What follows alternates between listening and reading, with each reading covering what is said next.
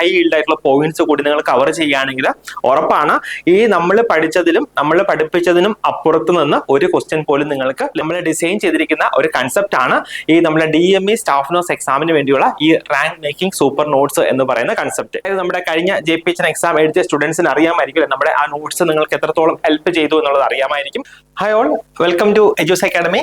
ഇപ്പൊ കഴിഞ്ഞ JPHN exam പരീക്ഷയിൽ നമ്മൾ ആക്ച്വലി ഒന്ന് പരീക്ഷിച്ച് നോക്കിയ ഒരു സ്ട്രാറ്റജി ആയിരുന്നു അല്ലേ, അതായത് ഇതുപോലെയുള്ള റാങ്ക് മേക്കിംഗ് ആയിട്ടുള്ള സൂപ്പർ നോട്ട്സ്. എന്താണ് സൂപ്പർ നോട്ട്സ് എന്ന് പറയുന്നത്? അതായത് നമ്മുടെ പുസ്തകത്തിലുള്ള അല്ലെങ്കിൽ നമ്മുടെ സിലബസിലുള്ള വളരെ ഷാർപ്പായിട്ടുള്ള അല്ലെങ്കിൽ വളരെ ഇമ്പോർട്ടൻ്റ് ആയിട്ടുള്ള പോയിന്റ്സ് സോർട്ട് ചെയ്തിട്ട് എടുത്തിട്ടുള്ള ഒരു നോട്ട്സ് ആണ്, അല്ലെങ്കിൽ പോയിന്റ് വൈസ് നമ്മൾ എഴുതി പ്രിപ്പയർ ചെയ്യുന്ന ഹൈ ഈൽഡ് ആയിട്ടുള്ള പോയിന്റ്സ് ആണ് ഈ സൂപ്പർ നോട്ട്സ് എന്ന് പറയുന്നത്. അതായത് നമ്മുടെ സ്റ്റഡി സ്ട്രാറ്റജി നിങ്ങൾക്ക് അറിയാമായിരിക്കും അല്ലെ, ഡീറ്റെയിൽഡ് ആയിട്ടുള്ള ക്ലാസ്സുകൾ ഉണ്ടാവും. അതുകൂടാതെ തന്നെ പല റൗണ്ട്, അതായത് ഒരു റൗണ്ട് റിവിഷൻ അല്ല, 2 റൗണ്ട് റിവിഷൻ അല്ല, 3 4 റൗണ്ട് റിവിഷൻ കഴിഞ്ഞതിന് ശേഷം ഇതുപോലെയുള്ള സൂപ്പർ നോട്ട്സ് അല്ലെങ്കിൽ ഹൈ ഈൽഡ് ആയിട്ടുള്ള പോയിന്റ്സ് കൂടി നിങ്ങൾ കവർ ചെയ്യുകയാണെങ്കിൽ ഉറപ്പാണ് ഈ നമ്മൾ പഠിച്ചതിലും നമ്മൾ പഠിപ്പിച്ചതിനും അപ്പുറത്ത് നിന്ന് ഒരു ക്വസ്റ്റ്യൻ പോലും നിങ്ങൾക്ക് ലഭിക്കുന്നില്ല അല്ലെ. അതായത് വളരെ കോൺഫിഡന്റ് ആയിട്ട് നിങ്ങൾക്ക് എക്സാം എഴുതാനായിട്ട് കഴിയും. അതിന്റെ ഒരു തെളിവായിരുന്നു ഈ കഴിഞ്ഞ JPHN എക്സാം അല്ലെ. സോ അതേ രീതിയിൽ നമ്മൾ ഡിസൈൻ ചെയ്തിരിക്കുന്ന ഒരു കൺസെപ്റ്റ് ആണ് ഈ നമ്മുടെ DME സ്റ്റാഫ് നോട്ട്സ് എക്സാമിന് വേണ്ടിയുള്ള ഈ റാങ്ക് മേക്കിംഗ് സൂപ്പർ നോട്ട്സ് എന്ന് പറയുന്ന കൺസെപ്റ്റ് കേട്ടോ. ഇത് എന്താണ് എന്ന് വെച്ച് കഴിഞ്ഞാൽ വളരെ ഇമ്പോർട്ടന്റ് ആയിട്ടുള്ള വളരെ ഹൈ ഈൽഡ് ആയിട്ടുള്ള പോയിന്റ്സ്, നമ്മുടെ ബുക്സ് ഫുൾ കവർ ചെയ്യുന്ന തരത്തിലുള്ള വളരെ ഹൈ ഈൽഡ് ആയിട്ടുള്ള പോയിന്റ്സ് ആണ് നമ്മൾ ഇതിൽ ഡിസ്കസ് ചെയ്യുക. ഇത് ആക്ച്വലി ഈ ക്ലാസ്സുകൾ കേൾക്കുകയാണെങ്കിൽ ഉറപ്പായിട്ട് നിങ്ങൾക്ക് ഇത് വളരെയധികം പ്രയോജനപ്പെടുന്നതായിരിക്കും. അതായത് നമ്മുടെ കഴിഞ്ഞ JPHN എക്സാം എഴുതിയ സ്റ്റുഡൻസിന് അറിയാമായിരിക്കും നമ്മുടെ ആ നോട്ട്സ് നിങ്ങൾക്ക് എത്രത്തോളം ഹെൽപ്പ് ചെയ്തു എന്നുള്ളത് അറിയാമായിരിക്കും.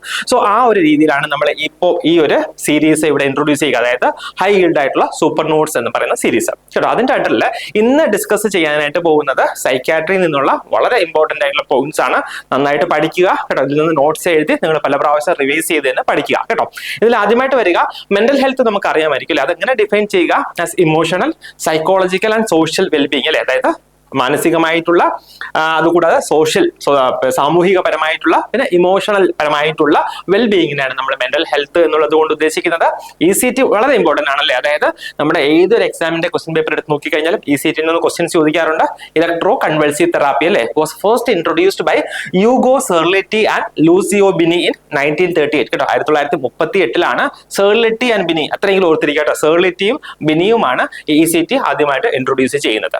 നെക്സ്റ്റ് വരുന്നത് national mental health care act കേട്ടോ. National mental health care act ഏത് വർഷമാണ് പാർലമെന്റിൽ പാസ്സാക്കിയത്?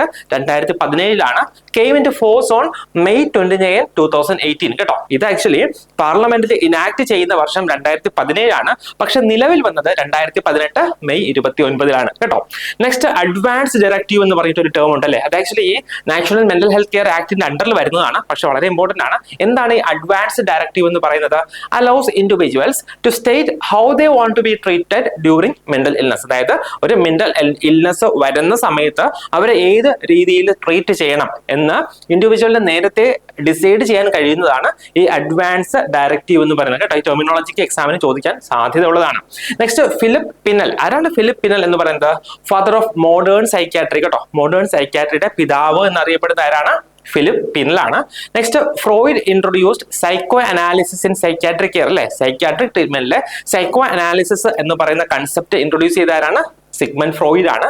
ക്ലോർപ്രോമസിൻ was the first antipsychotic drug അല്ലെ. നമുക്കറിയാം ആന്റിസൈക്കോട്ടിക് ഡ്രഗ് അറിയാം, അതിന്റെ ടിപ്പിക്കൽ ആന്റിസൈക്കോട്ടിക്സ് അറിയാം, അറ്റിപ്പിക്കൽ ആന്റിസൈക്കോട്ടിക്സ് അറിയാം, ഇതെല്ലാം ഇമ്പോർട്ടന്റ് ആണ്. ഇതിൽ ഫസ്റ്റ് ആന്റിസൈക്കോട്ടിക് ഡ്രഗ് ഏതായിരുന്നു? ക്ലോർപ്രോമസിൻ ആയിരുന്നു.